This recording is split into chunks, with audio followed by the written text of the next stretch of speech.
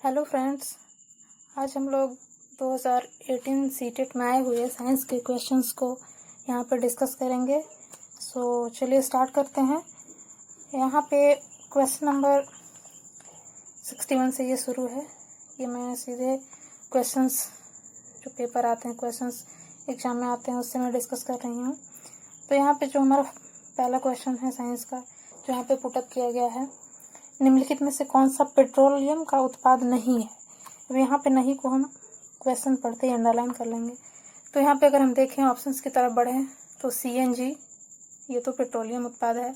मोम भी पेट्रोल से ही मिलता है, उनके जो रिफाइनरी होते हैं उसी का एक प्रोडक्ट है। और केरोसिन ऑयल, ये भी पेट्रोलियम उत्पाद ही है। बट यहाँ बिटुमेन की बात करें तो ये कोल होता है, कोयला। सो हमारा आंसर थर्ड यहाँ पे राइट हो जाएगा। नेक्स्ट क्वेश्चन है, रेड डेटा बुक का रिकॉर्ड रखती है। अब यहाँ जैसे कि नाम से ही हम कुछ क्वेश्चंस होते हैं जिन्हें हम नाम से ही लर्न कर सकते हैं, या उन्हें याद रखने की भी ज़रूरत नहीं है, हम बस जस्ट उनको कोरिलेट करके पढ़ सकते हैं। तो यहाँ पे जैसे रेड डेटा बुक की बात कर रही है, डेटा बुक रिकॉर्ड बुक, तो कैसा रिकॉर्ड बुक है, यहाँ पर रेड की बात कर रही है। तो रेड इन सेंस हम इसको डेंजर से कनेक्ट कर सकते हैं, रेड डेंजर्स के लिए यूज़ होता है। तो यहाँ पे इंडेंजर्ड स्पीसीज, हम कहीं किसी भी ऑप्शन पे नहीं जाते हुए रेड को कनेक्ट करते हुए यहाँ पे ऑप्शन नंबर 4 इसको टिक कर लेंगे। नेक्स्ट देखें, अगर हम जूते के सोल असमतल क्यों किए जाते हैं, तो यहाँ पे ये कोई फ्रैक्शन से रिलेटेड क्वेश्चन है। तो यहाँ पे अगर हम इसके जो ऑप्शन दिए हुए हैं उनकी तरफ चलें तो यहाँ पे इन दोनों ऑप्शन का तो कोई रिलेवेंस ही नहीं बनता है, ये तो ऐसे ही हम लोग एलिमिनेट इसको कर देंगे। एंड ये दो जो ऑप्शन बचते हैं, to increase fraction, to decrease fraction, तो यहाँ पे इंक्रीज फ्रैक्शन ये ऑप्शन सही होगा, बिकॉज फ्रैक्शन जो होती है वो बढ़ाने के बाद ही हम किसी भी प्लेन पे इजीली चल पाते हैं। सो यहाँ पे ऑप्शन नंबर 2 सही होगा। नेक्स्ट की बात करें तो यहाँ पे दिया हुआ है कि सारिका ने आसूत जल का एक बॉटल लिया और उसमें उसने इलेक्ट्रिसिटी का वो कंडक्टर है या नहीं ये पता लगाने का, एक चेक करने का कोशिश किया।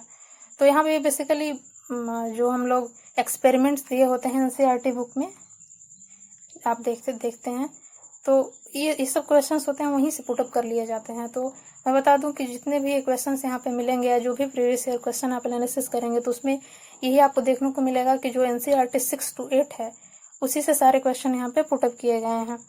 तो आशुद्ध जल की बात यहाँ हो रही है, डिजिटल वाटर। तो डिजिटल वाटर जो होता है वो बिल्कुल प्योर इसको माना जाता है, एंड ये लेबोरेटरी वगैरह में यूज़ करते हैं, तो लैब में यूज़ होता है, बिल्कुल प्योर होता है। और जहाँ तक हम जानते हैं कि जो द्रव होता है उसमें इलेक्ट्रिसिटी को कंडक्ट कराने के लिए जो आयंस होते हैं उनकी क्वांटिटी बहुत ज़्यादा इंपॉर्टेंट होती है। जितनी ज़्यादा क्वांटिटी होगी, आयंस की क्वांटिटी जितना अधिक होगा, उतना ही उसमें वो इलेक्ट्रिसिटी का कंडक्टर होगा। तो यहाँ अशुद्ध जल में आयंस अधिक मात्रा में नहीं होता है, इसकी क्वांटिटी कम होती है एंड बिल्कुल प्योर होता है। सो यहाँ ये बैड कंडक्टर ऑफ इलेक्ट्रिसिटी होगा। ये ऑप्शन नंबर 3 इसका राइट है।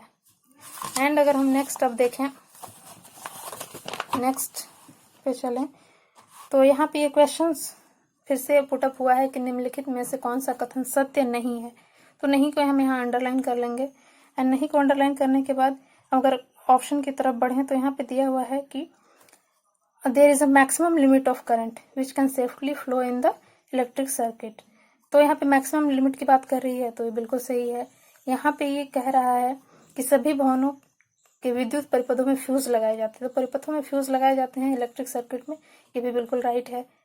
यहाँ पे दिया हुआ है कि उपयुक्त फ्यूज ना लगाया जाए तो सुरक्षित सीमा से अधिक विद्युत धारा होने पर यह उड़ जाएगा, ये भी बिल्कुल सही है कि अगर फ्यूज नहीं लगाएं तो इलेक्ट्रिसिटी ज़्यादा, अगर जो लिमिट होती है करंट की, मैक्सिमम लिमिट से ज़्यादा अगर उसमें फ्लो कर जाती है तो वो उड़ जाता है।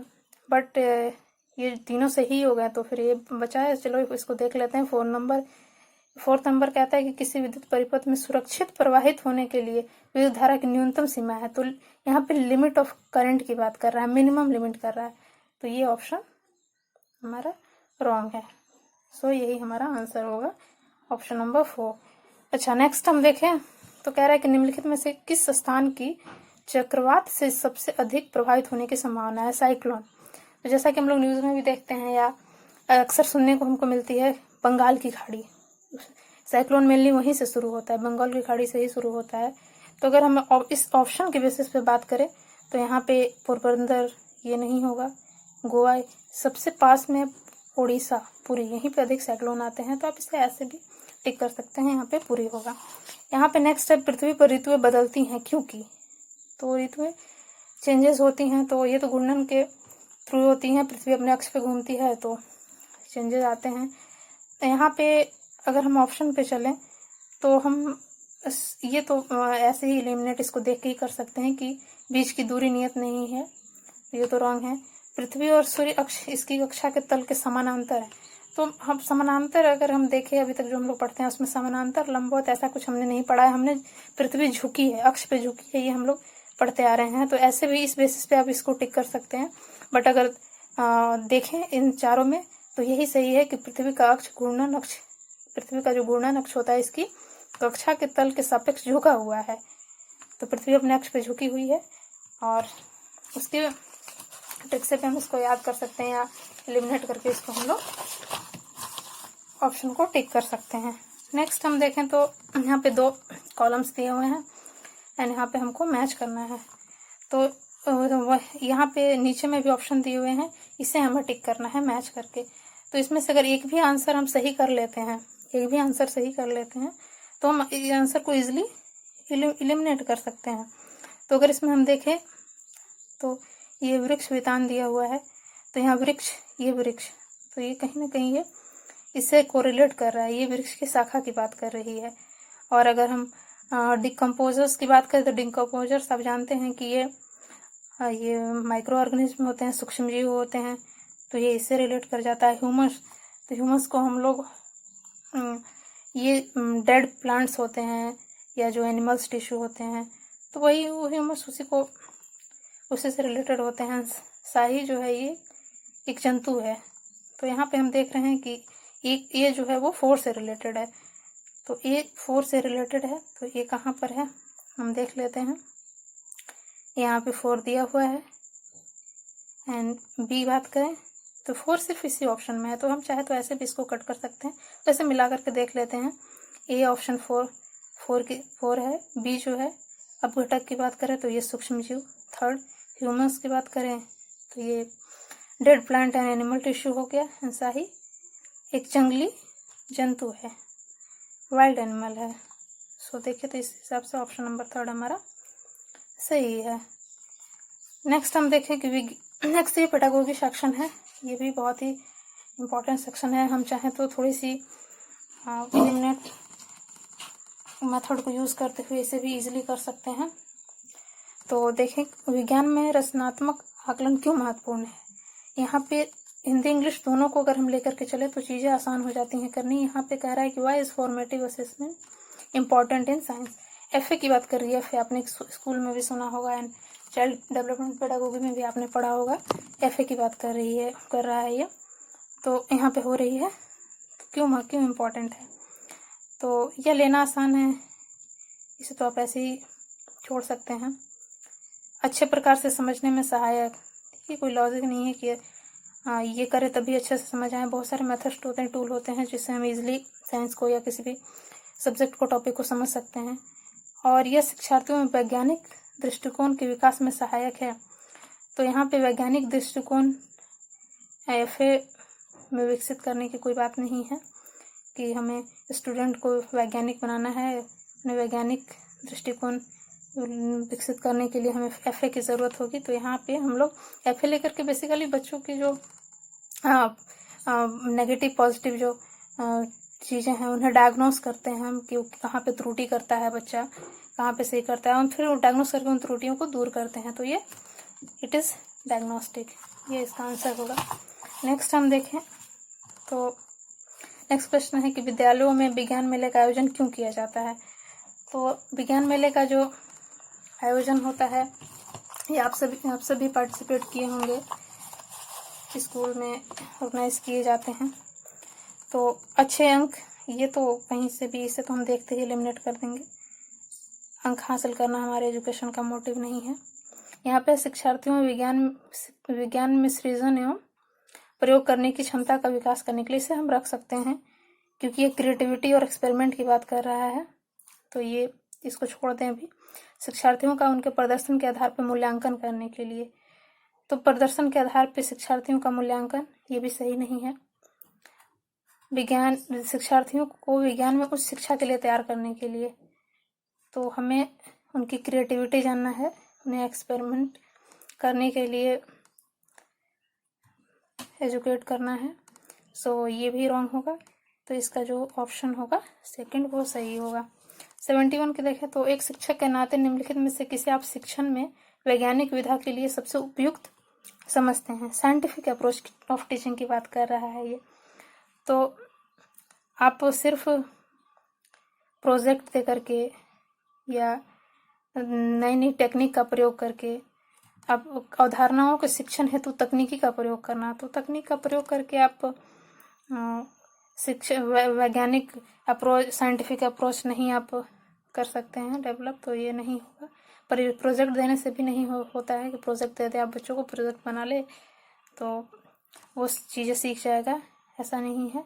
अवधारणाओं से संबंधित गतिविधियों को शिक्षार्थियों से कराना, हाँ, जिसमें स्टूडेंट इन्वॉल्व होगा, जो एक्टिविटी करेगा, तो वो ऑप्शन सही होते हैं। तो इन्हें हम रख सकते हैं अभी। शिक्षार्थियों को कक्षा में अवधारणाओं को स्पष्ट करना, तो अगर हम कंसेप्ट ही बता देते हैं तो फिर बच्चे अपने खुद से क्या करेंगे, खुद से क्या सीखेंगे, तो उन्हें हमें इन्वॉल्व करना है। तो यहाँ पे ask the students to perform activities related to the concept, तो स्टूडेंट्स को हमें इन्वॉल्वमेंट ज़्यादा रखना है अपनी स्टडी में। तो ये ऑप्शन थर्ड यहाँ पे सही होगा। NCF 2005 के अनुसार अच्छी विज्ञान शिक्षा जीवन के प्रति सत्य होती है, इसका क्या अर्थ है। NCF की बात करें तो NCF में विज्ञान शिक्षा के बारे में देखते हैं क्या ऑप्शन दिया हुआ है। अर्थपूर्ण ढंग से व्यक्त करने में, तो अगर ये हमारा मोटिव नहीं है विज्ञान शिक्षा देने का, तो ये रॉन्ग है। विज्ञान बालक को वैज्ञानिक ज्ञान अर्जित करने की प्रक्रियाओं को सीखने लायक बनाएगा, हमें यहाँ प्रक्रिया नहीं सिखानी है बच्चे को। विज्ञान आसान जीवन व्यतीत करने में सहायक हो, ये भी रॉन्ग है, ये तो देखने से ही रॉन्ग लग रहा है। विज्ञान बालक को कार्य की दुनिया में प्रवेश हेतु तैयार करे, अगर हम कोई भी एजुकेशन देते हैं तो उसका मोटिव यही होता है कि हम रेडी कर रहे हैं बच्चे को उसके फ्यूचर के लिए, तो ये ऑप्शन सही होगा। यहाँ पे बता दूं कि जैसे लर्न करने वाली जो चीज़ें होती हैं या मार्क्स के बेसिस पे जज करने वाली जो बातें होती हैं वो रॉन्ग होती है, वैसे वो ऑप्शन को रॉन्ग ही करना चाहिए। नेक्स्ट देखिए कि निम्नलिखित में से कौन सा वैज्ञानिक दृष्टिकोण का गुण नहीं है। नहीं यहाँ फिर से अंडरलाइन करेंगे, तो साइंटिफिक एटीट्यूड की बात कर रही है यहाँ पे, कौन नहीं है। तो सीखने की उत्सुकता होनी चाहिए, बिल्कुल वैज्ञानिक दृष्टिकोण है ये। समस्याओं के प्रति व्यवहार में वस्तुनिष्ठता, बिल्कुल ऑब्जेक्टिव हमारे पास होनी चाहिए, तभी तो हम चीज़ों को कर पाएंगे। कठिन कार्य इसे कुछ देर के लिए छोड़ देते हैं, यहाँ पे खुला मस्तिष्क, तो बिल्कुल ओपन माइंडेड भी होनी चाहिए हमें। तो यहाँ पे यही नहीं है कठिन कार्य, ये वैज्ञानिक दृष्टिकोण नहीं है। अगर हम चीज़ों को कठिन मान लेते हैं तो कहाँ से हम वो कार्य को कर पाएंगे। तो यहाँ पे ये ऑप्शन हमारा सही होगा, ये नहीं की बात कर रहा है। हर एक कक्षा 6 के शिक्षार्थियों को घूर्णन गति पढ़ाना चाहता है, निम्नलिखित में से कौन सी सबसे अच्छी विधा होगी, यानी कौन सी मेथड को यूज़ करेगा। तो एग्जाम्पल देके हम नहीं सिखा सकते, डेमोन्स्ट्रेशन, उससे भी बच्चे जब तक खुद इन्वॉल्व नहीं होंगे वो नहीं सीखेंगे, जब तक खुद एक्टिविटी नहीं करेंगे वो अच्छे से नहीं सीख सकते। डिस्कशन करने से भी अगर हम सिर्फ डिफिनेशन दे दे, उन्हें बता दें बोर्ड पे, तो भैया बोल करके कह दें, तो उससे भी बच्चे समझ नहीं आएंगे, समझेंगे कम। जो एक्टिविटी बेस्ड टीचिंग होगी, जब वो खुद से इन्वॉल्व होंगे, एक्टिविटी करेंगे तो सीखेंगे, तो ये ऑप्शन नंबर 1 हमारा सही है। नेक्स्ट है निम्नलिखित में से कौन सा विज्ञान अधिगम का एक महत्वपूर्ण उद्देश्य है। अच्छा, विज्ञान अधिगम की जो लर्निंग साइंस है उसकी इम्पोर्टेंट एम के बारे में यहाँ पे पूछा जा रहा है। तो विषय वस्तु की जानकारी कलेक्ट करना, ये कहीं से हमारा एम नहीं होता है, ये रॉन्ग है। अच्छा, अध्ययनकर्ताओं में ईमानदारी, अखंडता और सहयोग मूल्यों की प्राप्ति, यहाँ प्राप्ति की बात हो रही है तो इसे हम अभी छोड़ सकते हैं। अपने सहपाठियों को विज्ञान का ज्ञान अर्जित करने में सहायता करना, ये मोटिव नहीं है कि हम किसी की विज्ञान सहायता करने में हेल्प करें, हमारा मोटिव नहीं है। विज्ञान का ज्ञान अर्जित करना ये भी हमारा सिर्फ मोटिव नहीं है, हमारा मोटिव है ये ईमानदारी, अखंडता और सहयोग में के मूल्यों की प्राप्ति। किसी भी सब्जेक्ट की टीचिंग का मोटिव यही होता है कि वो ऑनेस्टी, इंटीग्रिटी और कॉर्पोरेशन के साथ लर्निंग करे। तो ये ऑप्शन यहाँ पे सही हो जाएगा। नेक्स्ट अगर हम देखें कि विज्ञान के मूल्यांकन में सतत एवं समग्र मूल्यांकन का क्या अर्थ है, तो यहाँ पे कंटिन्यूअस एंड कॉम्प्रिहेंसिव इवोल्यूशन की बात की जा रही है। तो यहाँ पे कंटिन्यू और कॉम्प्रिहेंसिव है तो हमें ऑप्शन भी उसी तरह से देखने हैं। तो अधिक आवर्त, तो जहाँ मोर आता है वो तो ऑप्शन ऐसे ही रॉन्ग हो जाता है। अधिगम के आकलन है तो सामान्य गतिविधियां और अभ्यास, तो गतिविधि आ रही है, यहाँ पे अभ्यास आ रहा है, तो इसे हम कुछ देर के लिए रख सकते हैं यहाँ पे। एंड नेक्स्ट है विज्ञान के सभी पहलुओं का मूल्यांकन, ऑल एस्पेक्ट्स कह रहा है, तो ये सही नहीं है। ऑल भी जहाँ होगी, मोर होगा, अधिक होगा, वो जनरली रॉन्ग ही होते हैं। अंतिम एवं रचनात्मक मूल्यांकन, तो सबमिटिव और फॉर्मेटिव असेसमेंट की यहाँ पे बात कर रहा है ये ऑप्शन, जबकि वहाँ पे कंटिन्यूअस और कॉम्प्रिहेंशन इवोल्यूशन की बात हो रही है। तो कंटिन्यू यानी कि यहाँ पे ऑप्शन ये भी नहीं होगा। अंतिम मूल्यांकन से तो हमें पता ही नहीं चल पाएगा, तो यहाँ पे हमें कंटिन्यू होना पड़ेगा, रूटीन एग्जाम लेना पड़ेगा, रूटीन से चीज़ें करनी पड़ेगी। तो यहाँ पे होगा कि आप routine activities and exercises to assess learning, अधिगम के आकलन हेतु सामान्य गतिविधियां और अभ्यास, ये इसका सही ऑप्शन होगा। नेक्स्ट हम देखें निम्नलिखित में से कौन सा समस्या समाधान विधि का एक चरण नहीं है। यहाँ नहीं की बात कर रही है। प्रॉब्लम सॉल्विंग, कौन सा प्रॉब्लम सॉल्विंग अप्रोच नहीं है, तो हमें इसमें ये देख लेना है कि प्रॉब्लम सॉल्विंग अप्रोच कौन कौन सा है। तो प्रॉब्लम सॉल्विंग का अप्रोच का जो मतलब है वो सॉल्व करना है, समाधान निकालने का कोशिश करना है, हमें कंक्लूजन भी निकालना है, ऑब्जर्वेशन भी करना है। अवलोकन करेंगे तभी तो हम चीज़ों को सॉल्व कर पाएंगे, किसी कंक्लूजन पे पहुंच पाएंगे। बट इमेजिनेशन या विजुअलाइजेशन यहाँ पे ये इररिलेवेंट है, तो ये हमारा ऑप्शन सही हो जाएगा, यही नहीं है, बाकी सारे हैं प्रॉब्लम सॉल्विंग के स्टेप्स। अगर हम नेक्स्ट देखें तो कह रहा है कि निम्नलिखित में से कौन सा विज्ञान में अनुरूपता विधि का एक चरण है। यहाँ पे कौन सा है, एनालॉजी स्ट्रेटजी की ये बात कर रहा है। तो एनालॉजी में अनुरूपता में, तो एनालॉजी तो आप लोग रीजनिंग में भी पढ़े हैं, तो वहाँ पे जनरली आप इस ऑप्शन पे सीधे आ सकते हैं कि समानताओं का चित्रण। अमूर्तता, यहाँ पे एब्स्ट्रैक्ट थिंकिंग का कुछ होगा नहीं, तो ये गलत है। अवधारणाओं को एक दूसरे से जोड़ना, ये भी नहीं, इंटरलिंक भी नहीं करना है हमें।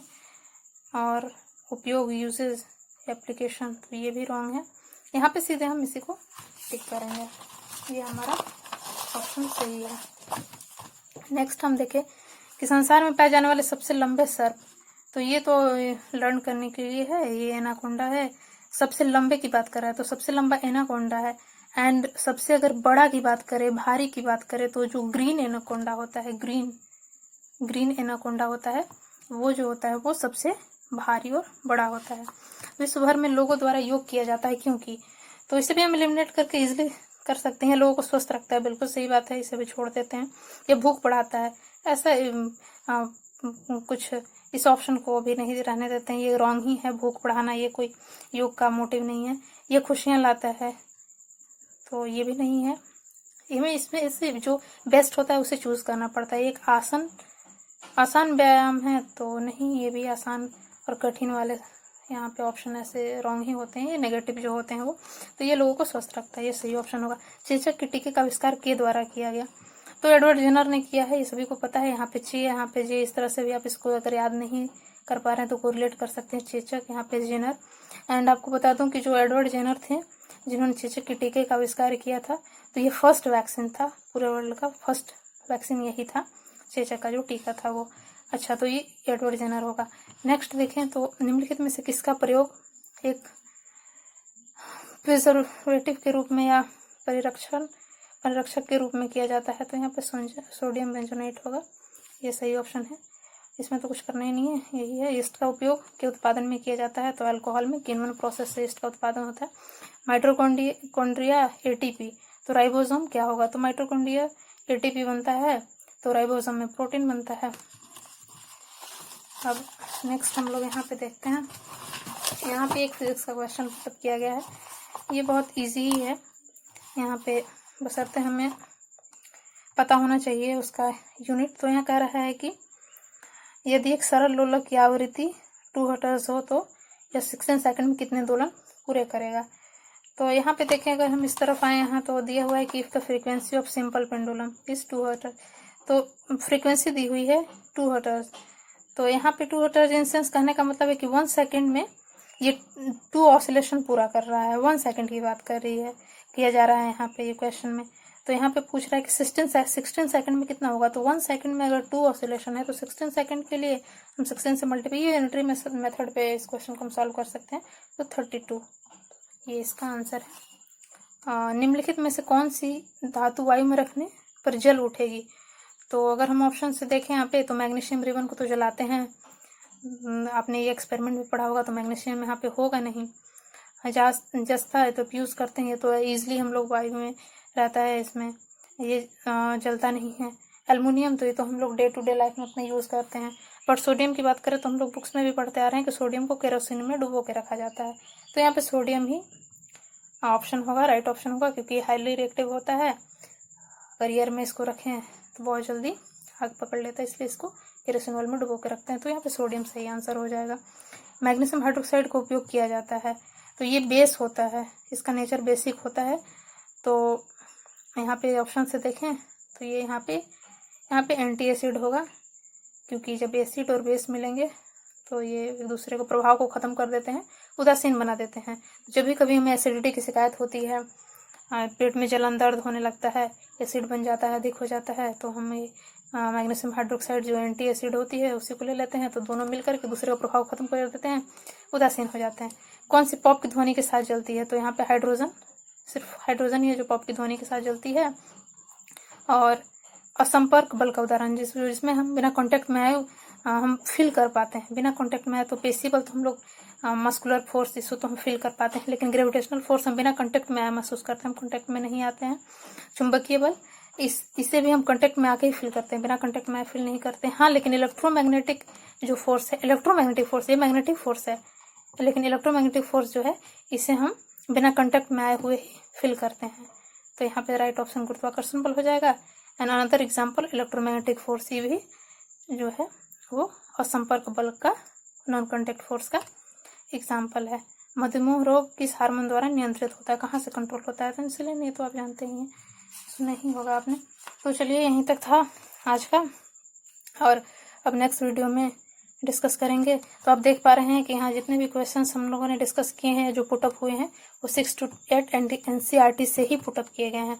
सो आप उन सब बुक्स को पढ़ें, जिन सब क्लासेस की बुक्स को, बहुत ही ज़्यादा बेनिफिशियल होगा आपके लिए। सो मिलते हैं नेक्स्ट वीडियो में। Thank you.